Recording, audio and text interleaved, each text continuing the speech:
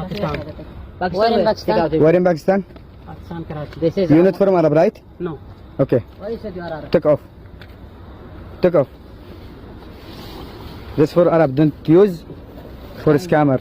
Scammer paper. Okay. लेकिन उससे पहले यूएई ने पाकिस्तानियों को पहले तो भिखारी निकाले और अब हमारे डिप्लोमेट्स और हमारे जो पार्लियामेंटेरियंस हैं उनको भी निकालना शुरू कर दिया। यानी जो लोग चौड़े हो रहे थे कि हमारे पास तो ब्लू पासपोर्ट है और यहाँ पे जो आम पाकिस्तानी सिटीजन रहते हैं सब कुछ भुगतने के लिए वही रह जाएंगे। लेकिन अब अच्छा ये है कि उन लोगों को भी जरा रोका जाए।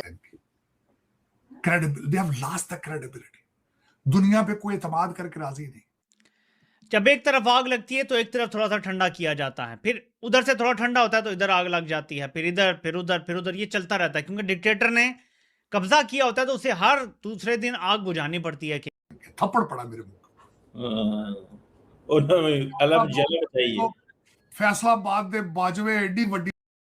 तो दोस्तों, पाकिस्तान को इस समय सबसे बड़ा झटका लगा है यूएई की तरफ से, क्योंकि पाकिस्तान के भिखारियों और पाकिस्तान के लोगों को बाहर फेंकने के बाद यूएई ने पाकिस्तान के मंत्री और पाकिस्तान के सांसदों को भी अपने देश से बाहर फेंक दिया है, उनके ऊपर प्रतिबंध लगा दिए हैं। इसके पीछे वजह यह है कि पाकिस्तान के मंत्री और पाकिस्तान के लोग जिनके पास पैसा है वो पाकिस्तानी छोड़कर अरब बन के यूएई में घूम रहे थे, जिनका वीडियो भी वायरल हुआ है। Where are you from? Pakistan. Where in Pakistan? Where in Pakistan? Pakistan, Karachi. This is You're not from Arab, right? no. Okay. Why is it you are Arab? Take off. Take off. This for Arab. Don't use for scammer. Scammer paper. Okay. Don't scam paper. No. This one last time. Okay. जी, तो ये कुछ पाकिस्तानी थे, कराची से इनका ताल्लुक है और ये यूएई में या दुबई में या अबू धाबी में ये जो अरब ड्रेस होता है वो पहनकर घूम रहे थे। वैसे तो खैर हमारे यहाँ पाकिस्तानी ड्रेस बहुत पहनते हैं क्योंकि आपको तो पता है ना हम अरबों की औलाद है, अब तुर्कों की औलाद है। तुर्कों का तो कोई खास ड्रेस कोई हमें समझ ही नहीं आता, तो अरबों का ड्रेस जरूर पहन लेते हैं। तो जी चाहे वो सऊदी अरेबिया हो चाहे यूएई हो, हर जगह पाकिस्तानी जो है अपने आप को अरब दिखाने पे तुले हुए। तो अब अरब जो है वो सुन सुन के बेचारे जो है ना वो तंग आ गए। वैसे मुझे इसमें कहीं राह की साजिश भी लगती है। मुझे लगता है कहीं ना कहीं जो है वो इंडियन गवर्नमेंट जो है वो भी ये बता रही होगी कि अरे भाई ये देखो ये तो हमारी साइड के हैं, इनका डीएनए तो हिंदुस्तान का है और ये अरब बने रहते हैं, तो इसके ऊपर भी मेरा ख्याल है कि अरब ने कहा होगा अभी भी हैया हम देख लेंगे भैया। और उसके बाद जी आप पाकिस्तानी इस तरह से रोड के ऊपर भाई सही साइड पे ले जाते हैं और उसके बाद पता नहीं कौन भाई जाने तो वीडियो भी बना रहे बेचारों की। तो बहरहाल ये लोग जो है अब अरब ड्रेस पहन के नहीं घूम सकेंगे, तो इसका मतलब है कि अब आहिस्ता आहिस्ता करके शायद हो सकता है इनको याद आ जाए कि हो हमारा डीएनए तो अरब नहीं है। लेकिन फिलहाल सुधरते हुए नजर नहीं आ रहे। लेकिन हाँ यूएई जो है उसका जरूर मीटर घुमा हुआ है और उनको जाहिर है कि ये भी लगता है कि पाकिस्तान जो है वो ईरान का साथ दे रहा है या पाकिस्तान ईरान के साथ है। जो बार बार हम कहते रहते हैं कि हम ईरान के साथ हैं, हम ईरान के साथ हैं, हालांकि हम अपने लोगों के साथ नहीं। थप्पड़ पड़ा मेरे अलग जगह चाहिए फैसलाबाद दे बाजवे एडी वड्डी दिहाड़ी ला गए उनकी जिंदगी।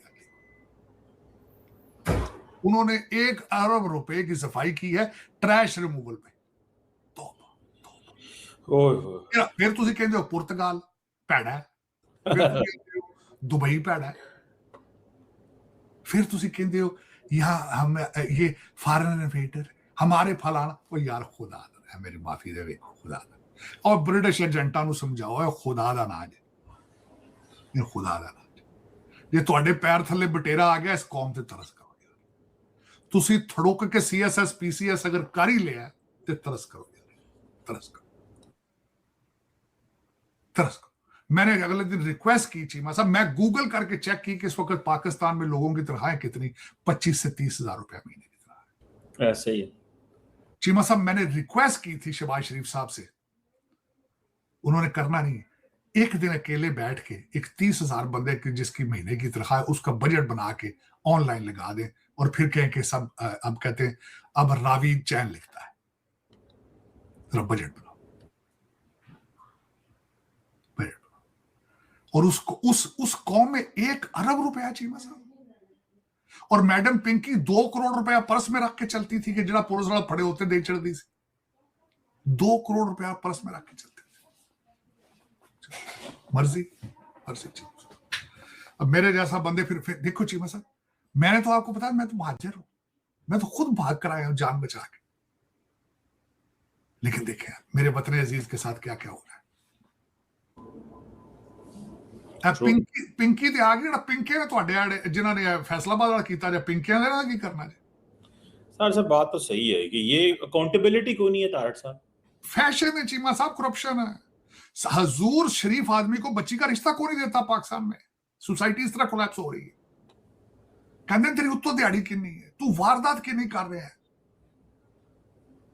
जेड़ा अफसर रिश्वत नहीं लेंदा कहते ना आप खांदा ना सानू खाण दिंदा, मेरे बोझ ले। मेरे एक दो थे दोस्त बेचारे अब तो रिटायर हो गए, कैंसर मुझे दोस्त अक्सर शिकायत तड़सबी नूं किन्ना नाल नहीं फिरदे, ये तो इन्हें जोगे ही नहीं है। तो चीमा साहब मुश्किल है, दुआएं खैर ही हो सकती है। चीमा साहब जब ये देखता हूं पिंकियां और पिंके, अमेरिका मजीद खूबसूरत लगना शुरू हो जाता है। चीमा साहब मैं दुआएं खैर ही है। और एक जेन च रखना कल परले पासे बच्चे कहने लग जाते पाकिस्तान में ये हो रहा है, ओए तुसी भैणा भरा हो उधर भी लाते ही जे, ਉੱਥੇ भी दिहाड़ी खुल के ला रहा हर बंदा। बीजेपी ने एटीएम लाई है सरकार, उत्थे साडे वध रहे हैं। चीमा साहब मुझे, मैं क्या खैर बताऊं, मैं तो अक्सर ये डायलॉग इस पे करता हूं, बोलता हूं इन चीजों के ऊपर, और ये डेवलपिंग कंट्रीज का इशू है। देखें चीमा साहब, करप्शन, चोरी ह्यूमन जिबिल्लत, ह्यूमन इंस्टिंक्ट का हिस्सा है। मैं चीमा साहब बिजनेस पढ़ाता रहा हूं, तो बिजनेस में चोरी जब पढ़ाना शुरू करता था, थेफ्ट, तो उसमें कहता था is directly related to opportunity. Yes, जब अपॉर्चुनिटी मिलेगा। तो जैसे कि आप लोग जानते हैं कि यूएई जो है वो पहले ही पाकिस्तान से नाराज है, तो पहले तो सिर्फ पैसा मांगने के बाद हमें लग रहा था चलो किसी और से पैसा लेके हमारी जान छुटी, और अब हमें कुछ नहीं होगा, और उसके बाद यूएई से ठीक है थोड़ा थोड़ा करके वापस वो पैसा फिर निकलवा लेंगे। लेकिन उससे पहले यूएई ने पाकिस्तानियों को पहले तो भिखारी निकाले, और अब हमारे डिप्लोमेट्स और हमारे जो पार्लियामेंटेरियंस हैं उनको भी निकालना शुरू कर दिया। यानी जो लोग चौड़े हो रहे थे कि हमारे पास तो ब्लू पासपोर्ट है, और यहाँ पे जो आम पाकिस्तानी सिटीजन रहते हैं सब कुछ भुगतने के लिए वही रह जाएंगे।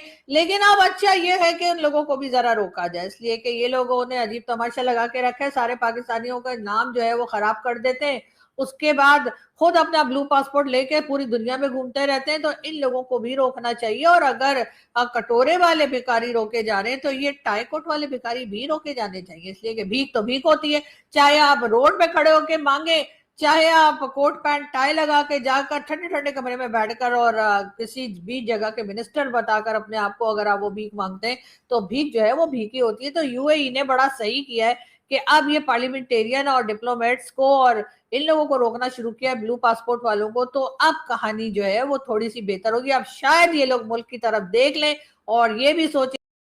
तो दोस्तों पाकिस्तान का पत्रकार चीमा तो बहुत पहले से पाकिस्तान को अब मिडिल ईस्ट का एक देश मानने लगा था, और चीमा का ये कहना था, आज भी वीडियो आपको मिल जाएगा, कि पाकिस्तान को आप साउथ एशिया के अंदर ना मानो, हम भी एक मिडिल ईस्टियन कंट्री है। जब से पाकिस्तान ने ईरान और अमेरिका के बीच में सीज फायर करवाया था तब से पाकिस्तानियों के भाव 7वें आसमान पर पहुंच गए थे, और तभी से चीमा खुद को एक शेख बोलने लगा था और कहा था कि पाकिस्तान को अब एक मिडिल ईस्ट का देश माना जाएगा। अब हालांकि यूएई पाकिस्तान के ऊपर भड़का हुआ है, ये लोग वहां पर जाकर भीख मांगते हैं, उल्टे सीधे काम करते हैं और सरकार के खिलाफ उल जलूल पोस्टें भी करते हैं सोशल मीडिया के ऊपर। परंतु सबसे बड़ा स्कैम पाकिस्तानी यूएई के अंदर ये कर रहे हैं कि अपनी आइडेंटिटी को छुपाते हैं और शेख बन जाते हैं यूएई के अंदर, यानी यूएई या फिर अन्य खाड़ी के देशों के नागरिक बनने का ढोंग करते हैं, और फिर वहां पर बड़ी बड़ी जो लग्जरी पार्टियां चलती हैं वहां पर मुफ्त के पैसे का मजा उड़ाते हैं। अब यूएई के लोगों ने पाकिस्तानियों के ऊपर शक किया और उनको पकड़ भी लिया कि ये तो शेख नहीं है, ये तो शेख के भेष में पाकिस्तानी छुपा बैठा हुआ है, और वीडियो में भी आपने देखा है। उसके बाद इनको यूएई की तरफ से प्रतिबंध देखने को मिल रहे हैं, और अब यूएई पाकिस्तान के भिखारियों को साफ करने के बाद पाकिस्तान के नेताओं को साफ कर रहा है और कह रहा है कि यहां पर आने की कोई जरूरत नहीं है। पाकिस्तानी नेताओं के पासपोर्ट जब्त किए जा रहे हैं, उन पर प्रतिबंध लगाया जा रहा है, क्योंकि पहले तो नेता ही उल्टे सीधे काम करते हैं, भीख मांगते हैं और यूएई में जाकर शेख बने घूम रहे हैं।